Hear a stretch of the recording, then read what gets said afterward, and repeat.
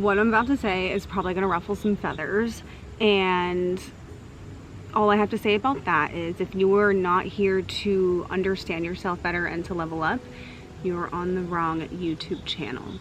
And what I want to talk about is the fact that the one thing that is draining your energy, ruining your relationships, causing mayhem and chaos in your life is not other people. It is you. More specifically, it is the difference between expectations and boundaries. And I think often we, myself included, kind of get them mixed up, and we think that we're setting boundaries when we're actually setting expectations. And alongside that, what is happening is that we are giving away our power to other people. So the purpose of this video isn't to make you feel like shit about yourself, but it's actually to give you the tools to empower yourself and to take more control of your life. If you're new here, I'm Sarah, and I create this channel to give you everyday practical ways to build a better life full of love and peace and happiness through self-mastery and spirituality. When you learn to truly set boundaries versus expectations, you reclaim your power, right? You stop trying to control other people, you stop pushing the blame on other people, you stop being disappointed, you start to protect your energy, and truly, like, this will help you get into your true alignment in all areas and aspects of your life. So I want to make a bold statement here.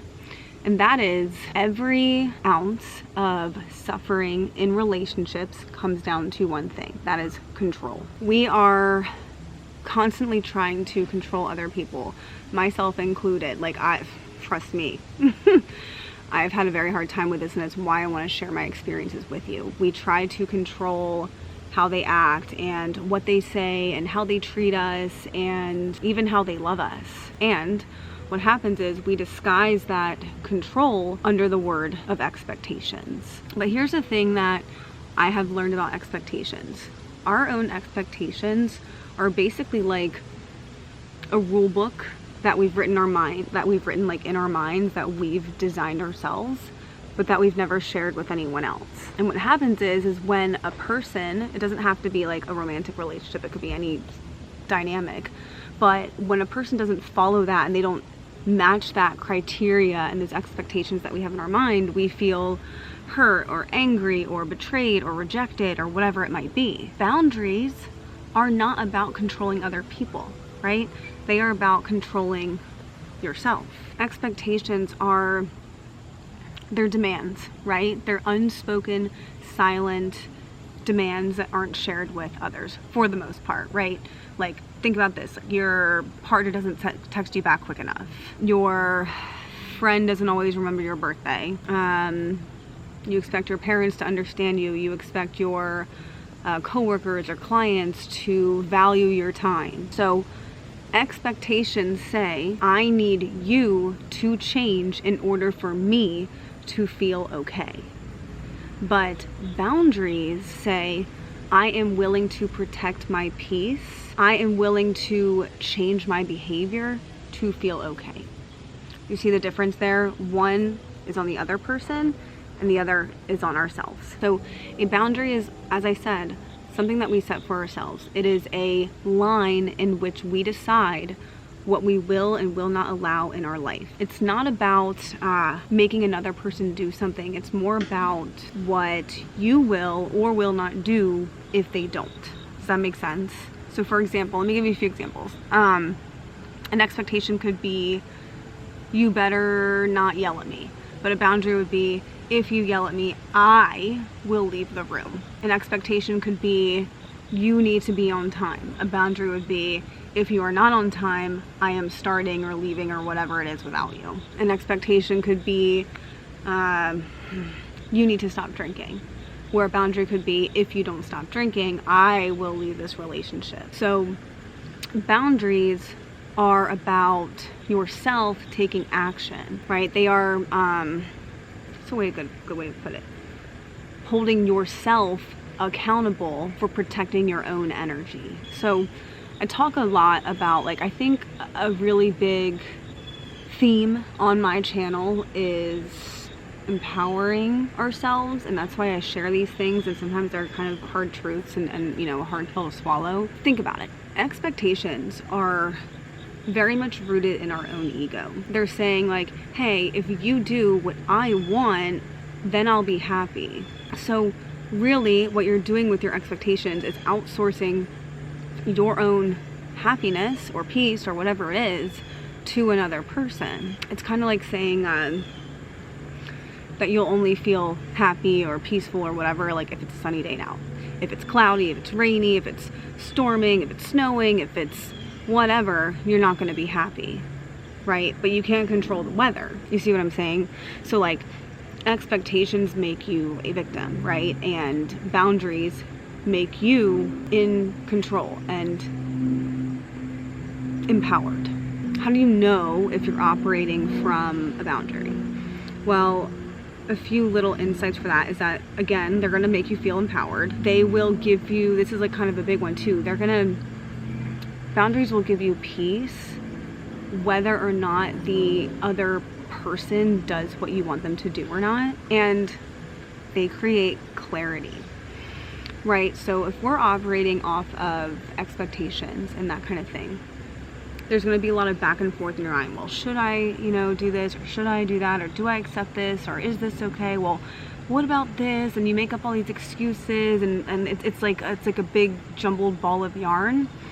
If you're creating a boundary and you stick to that boundary, that's another part of this, there's going to be no confusion. There's going to be nothing but clarity. So for example, say you're meeting with, you know, your partner or a family member or a friend or whatever, and say they cancel on you last minute. And this is something that they do like all the time. Within expectations, you're going to say, you know, stop being late or stop canceling on me or whatever. Like, that's disrespectful. You're forcing that expectation onto that person. And then what happens is it becomes like a cycle, right?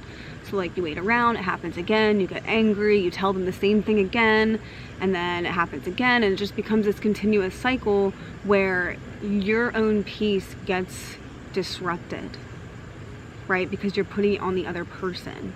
Now, a boundary in that scenario would be like, I value people who respect my time, and if someone continues to cancel me over and over again, I won't make plans with them anymore, right? So it's really putting yourself back into that driver's seat. And here's kind of a uncomfortable truth around this whole thing, and that is, I believe that if you lack being able to set boundaries, there's a link there to having low self-worth. And a lot of times, and in my own experience, I would fail to set boundaries because I'd be afraid that someone would leave, right? And so a lot of times we don't set those boundaries because we're afraid that we're not going to get the result that we want. The thing is though, is when you fail to set boundaries and stick to them, you are abandoning yourself in favor of keeping others. You know, here's a personal example. I had a really like good friend, like one of my best friends for over a decade. Loved her to pieces, right? And you know, we grow up and we get older and life happens and whatever, and you tend to, you know, as you get into your 30s and whatnot, like, you don't talk to your friends as much as you did maybe in like your teens, your 20s or whatever. No big deal. But after a few years of me realizing that primarily it was only me reaching out, after a few months of really trying to get a hold of and like talk to this person, I decided to kind of do a little mini experiment and not reach out and see, is this person going to reach out to me?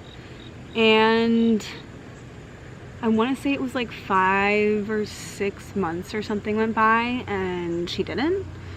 And then around that time I was like, well, let me give like one last Hail Mary here, and before I completely like disengage, right?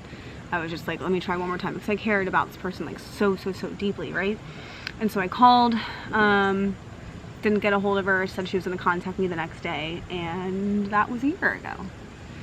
right? And so if I had been putting these expectations and not sticking to my boundaries there, I would have continued to reach out, continued to feel hurt, and it would have really affected my mental health, and it still would have, right? But in that moment, and this took a lot of processing over a lot of time, I realized that, well, that is a boundary of mine. Like if if I can't even get a response for months and months, and someone doesn't want to like talk to me for that long, well, my boundary is, well, then I'm going to stop putting in effort, even though it still hurts, right? So now, how do we actually get clear about how to set our boundaries, like realistically, right? Like every day, how do we do this? Well, first, you want to get clear on what your values are. So an example could be like, is respect your big thing? Is it honesty? Is it time, peace, whatever it is? Or it could be multiple things, right? But you have to get clarity on, you have to get clear, sorry, on like what those values are that you're aiming for. Because if you don't, then you will accept anything and you'll kind of fall right back into that cycle. After that, you want to figure out, okay, well, what is the line, right? Like, what is crossing the line? Like, what am I willing to accept? What am I not willing to accept? And you can ask things like, what drains my energy, right? What makes me feel disrespected or abandoned or unhappy or whatever it is, and figure out what those things are. And again, that just helps get you a more concrete version of like what that clarity is and what your needs are. From there, you want to choose your own action, not the other person's action, right? So for example, one of your boundaries in a relationship would be like, if they cheat, I will leave, not they will never cheat, right? One's on you, one's on the other person. What is an action for you? That is the biggest part. That is like the meat and potatoes of this boundary setting thing. And trust me, it took me years to learn this, and I'm still practicing it. And then you just got to communicate them, in whatever fashion you see necessary. They're pretty meaningless if you don't express them. It's kind of like we talked about with expectations, where it's like a silent thing in your head. If someone crosses a boundary, you have to let them know and then assess the situation from them. And finally, you have to stick to them. You have to be accountable. And like, to me, at least like in my experience, that's been the most difficult part of all of this. Because the thing is like, boundaries only work if you enforce them, and no one else is going to enforce them for you. Only you get to decide, what you're willing to put up with or not, and stick to it. So stop waiting for other people to change. Take control back of your life, and truthfully, take responsibility for yourself. Take your own accountability. It's not anyone's job to enforce your own boundaries. But the thing is when you do, your relationships will become healthier. You'll stop wasting so much freaking time and energy and all of the time, stuff wasted on trying to control other people. And you're gonna feel more grounded in yourself, more grounded in who you are. And really, that is the true magic of understanding the difference between these boundaries and expectations. I realized like pretty much my whole life I was running through expectations. I still do. Like, it's still like an auto thing for me that I have to consistently correct. But just like anything, with practice, it does get easier with time. If you found value in this video, please don't forget to like and subscribe so we can hang out again next week, and share this with someone who might need it. I love you guys so much, and don't forget, be limitlessly yourself.